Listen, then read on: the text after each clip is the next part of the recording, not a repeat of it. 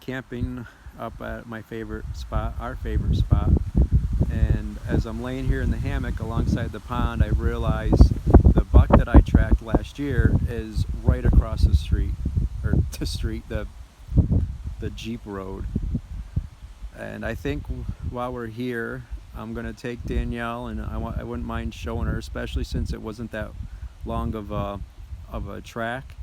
I can kind of backtrack it with her and just show her where I sat and where I got up and the whole kind of story about that hunt. That hunt was a big deal to me. That was kind of a life changer kind of hunt. So I was gonna share that with Danielle, and we figured we would videotape it and share it to my buck tracker. So I hope you enjoy the story.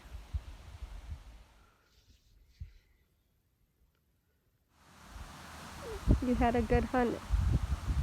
I did everything because I got there the night before and it was -6, so it was freezing in the camper, and got my heater going. Woke up with my water bottle next to me frozen. I hunted for a little while in the morning, then I came back, got warm. Took like a wicked long nap. I slept from probably like 9 until 12:30. I think I woke up and made a hot dog or something. And I just took my time getting ready. No rush. So after my nap, I came walking off the road, and I was sitting over here earlier. I'll show you in a minute. When I came out that morning, I walked out here, and when I came back through, I had fresh buck track coming through here that wasn't there that morning. I wasn't sure if it was a buck at the time, but he was by himself, so I figured I'd follow that. His stance is a little bit wider than a doe, so I had a feeling it was a buck.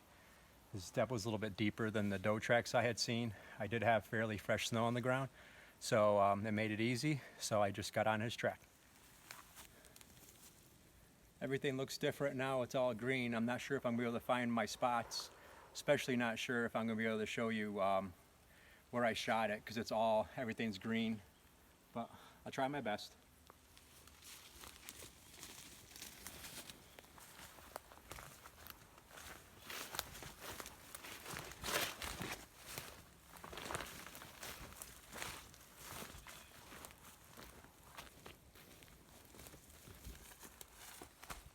Came upon this tree.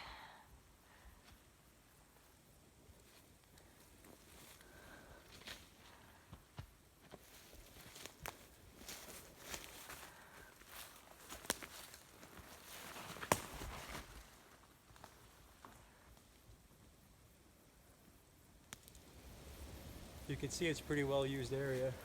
The trail right here, there's fresh poop right there. Might come back here this fall. My buck track, it went around the pond that way. I'm just gonna show you this way to show you where I sat for a little while, and then we'll get back on the buck track. I also don't normally follow the game trails like this during deer season because I don't want my scent on them, but right now it don't matter, at least not to me.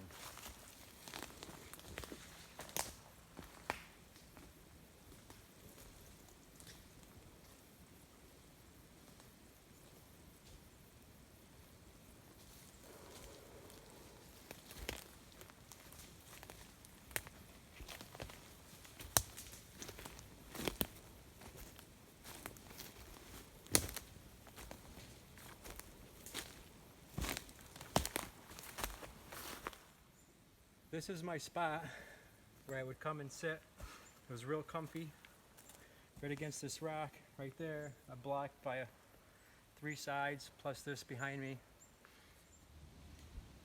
I only hunted 4 days last year. It was the least I've hunted since I've started to hunt. I hunted 2 days and then hunted 2 days 2 weeks later. And I wasn't even sure if I wanted to hunt.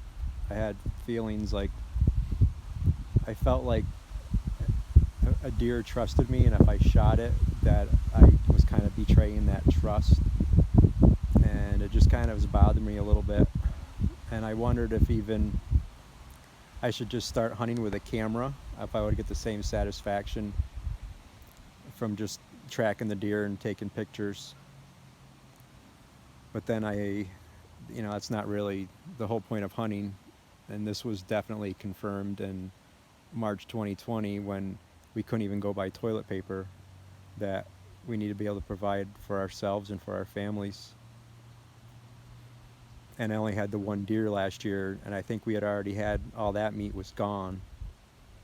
So usually when I've got a freezer full of venison, we didn't this year because of my questioning. I did have 5 doe come right in front of that down log. They're all feeding right along in here, and they even walked up the side hill a little bit. And that morning, I wasn't even sure if I was going to shoot a buck if I saw it. I didn't really feel like if it was right if I saw a buck walk by. I was just kind of sitting here napping. I was probably drinking coffee, and it just didn't feel right if I shot a buck right there. So I mostly just watched the does and napped.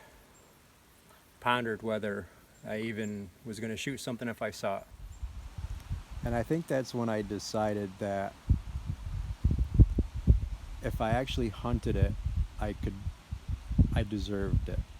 And if it just happened to it just happened by chance, then maybe I didn't deserve it. And it was okay if I hunted it. If I hunted it and earned it, then I would still be respecting the deer. We can head on and I'll show you where that buck went. He came from this direction and followed this little pond back this way, and right about here is where he picked up the tracks from those does that passed that morning. That's kind of when I really thought he was a buck, because he got right on those tracks.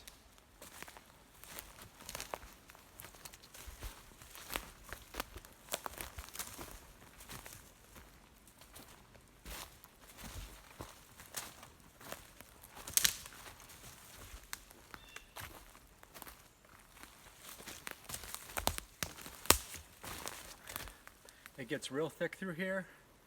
That day it was really cold. I was sure the deer were bedded down in this thick stuff.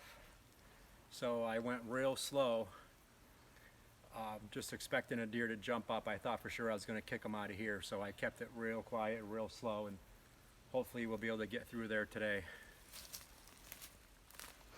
There's some birch bark in case you need to build a fire. When Danielle gets lost, she can build a fire tonight. Sticking with you.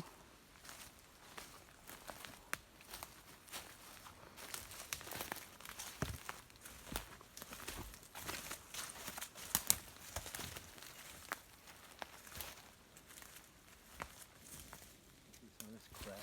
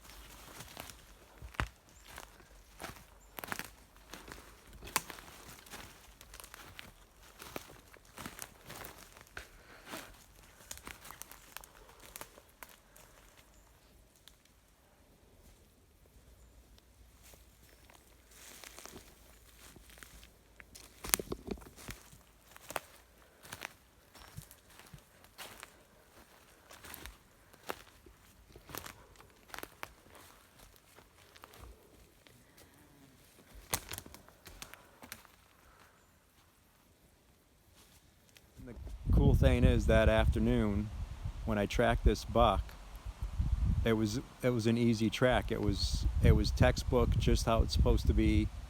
Tracked it through the pines, found it in its bed. I actually watched it in the bed long enough where I could even ponder if I wanted to shoot. I could see the one rack, and I wanted to see its head move just to kind of confirm that it was a buck and not just a strange looking twig. So a couple minutes I watched that. This is where I came out. I'm not exactly sure where I came out over here. I feel like it was thicker where I came out. It might have been down there a little bit. But you really can't tell, but there's a big hill right there. And when I came out, I was ducking under branches, so I must have been somewhere. And I was on my butt, and I was just looking up that hill because I had so many tracks. The sun was hitting that hill, and it was so cold out, I thought, well, that's probably where they are. They're right in that hill bathing. So I just sat right here in my butt, or not right here, but in this general area, and started looking up that side hill, and I saw a doe. And I looked above her for the buck, but he ended up being below her. And I could just see his antler like sticking out from the side of a tree. I had no shot, and I wasn't even sure if it was an antler. I looked at it for a minute or two. And then what I ended up doing is going back into the woods and doing like a horseshoe and come back out maybe 30 feet over that way. And then I found him again. And that time when I found him, I had a good side shot while he laid in his bed. And he was up on that hill. I wish you could see it more. And when I shot, just tails all over that hill took off. You can see the sunshine. How much sunnier it is over there. Mm-hmm. That's pretty much the tour. Danielle and I have been in this hammock for several hours, just cutting up videos, and I need to get out of this hammock now, so this video is over. I hope you enjoyed it, and don't forget to subscribe to my channel. Deer season is literally a couple weeks away. We're going to be up here setting the camper up for deer season in like 2 weeks, I think. So I've got plenty more videos on the way. I'm gonna try to video my hunts and show you what I find, mostly which will be right in the woods over there or right across there. And actually, if you want to see across this pond, this is the pond my friends and I took an 8-pointer out of, and we paddled it across this pond, and it started to snow, and a loon was out calling. And it was one of the most perfect hunts I was ever on, and it was right there. I forgot all about that until right now.